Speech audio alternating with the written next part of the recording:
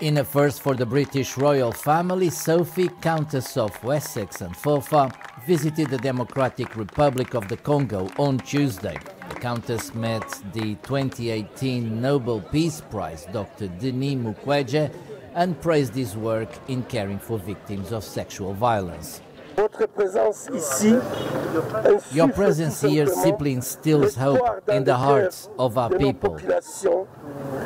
Your presence here is a strong message to the victims, and you say it out loud. You are not forgotten. The Nobel Peace Prize winner said the visit sent a powerful message to all perpetrators. Your presence is also a powerful message to the perpetrators that the crime will not go unpunished forever. The British royal was accompanied by Lord Tariq Ahmad, Baron of Wimbledon, and UK representative for the prevention of sexual violence. It means investing in people, investing in the legal profession, but also investing in the institutions that bring justice for the victims and survivors of sexual violence.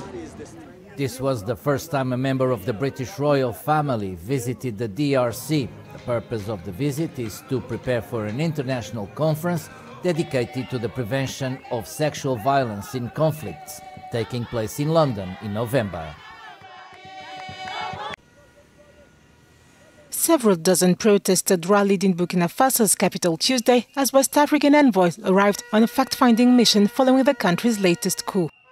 The mission was headed by Guinea-Bissau Foreign Minister and included the West African mediator for Burkina Faso. If protesters were hostile, the envoys were however welcomed by the country's new strongmen and met with customary and religious authorities. ECOWAS has become a disgrace. We want to tell them that the Burkinabe people are standing up and will not let themselves be taken away. What the captain has done is the will of the people. Pressing for a return to constitutional rule in member states led by juntas, ECOWAS adopted a contested method which included sanctions. We are not against the coming of ECOWAS envoys, but we oppose them because we know what they are coming to do. That is to say, destroy the country. We are well aware of that, and that's what we are opposing that. Protesters chanted pro-Russian slogans and called on France to exit the country. Despite a call for restraint by coup leader, demonstrators even gathered in the zone of the airport where the West African mission landed. For these residents of the Mozambican town of Mocímboa da Praia, the city has almost returned to being a good place to live. It is football day and every girl is greeted with celebration. The port city was liberated from the Al-Shabaab terrorists a year ago. Despite the smiles, the scars and the memories of 4 years under jihadist terror remain. The Al-Shabaabs came and said, "We are going to burn the house." I went out, opened the door and they came into the room. I told the children to run and hide in the room, but one of them came in and took the children. I couldn't stop them. They said they were going to take good care of the children. Afterwards, we fled outside. They ignited the beds and mosquitoes nets with gasoline and burned the house.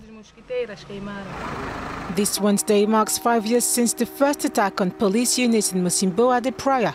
The port city is now under the protection of the Rwandan police, who came to back the Mozambican authorities.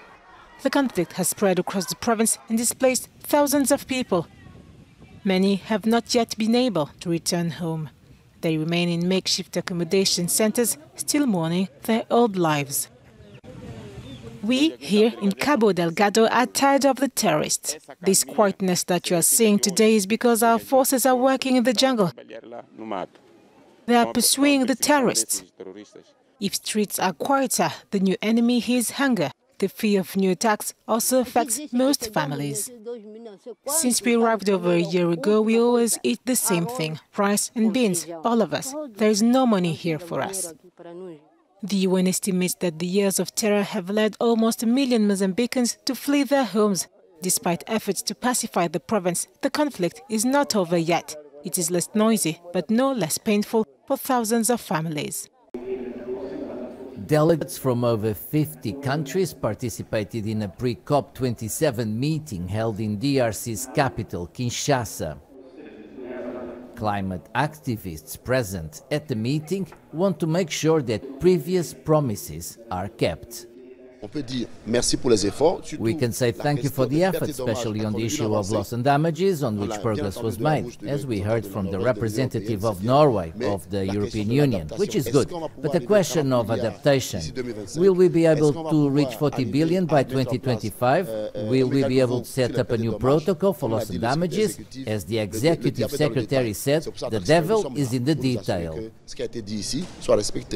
The DRC's senior climate negotiator said the objective was to reach an agreement on funding money that reflects the needs of developing countries.